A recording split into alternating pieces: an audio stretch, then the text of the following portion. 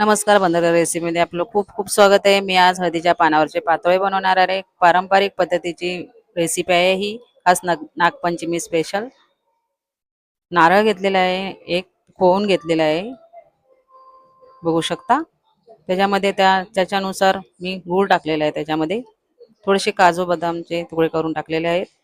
किंचित असं थोडंसं असं मीठ टाकायचं आहे, वेलचीची पावडर टाकायची आहे, सगळं मिक्स करून घ्यायचं आहे।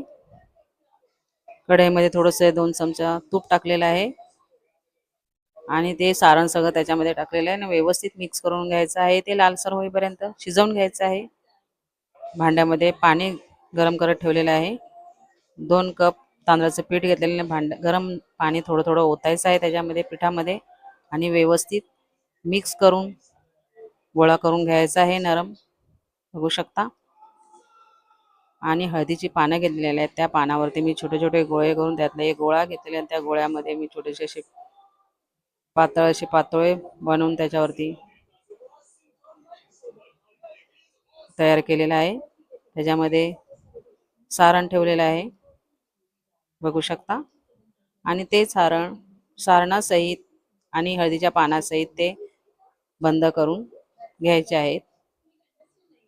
आणि टोपामध्ये एका पातेल्यामध्ये मी पाणी ठेवलेलं आहे गरम करत आणि चाळणीमध्ये त्याच्यावरती चाळण ठेवलेले आहे आणि ते हळदीच्या पानावरचे पातोळे मी त्याच्यामध्ये ठेवलेले आहेत वाफेवर शिजवण्यासाठी। सेम उकडे जे मोदक करतात तसंच बनवायचे आहेत ते, बघू शकता। झालेली आहे रेसिपी तयार, बघा रेसिपी तयार झालेली आहे। पानांचा हळदीचा वास सुद्धा येत आहे।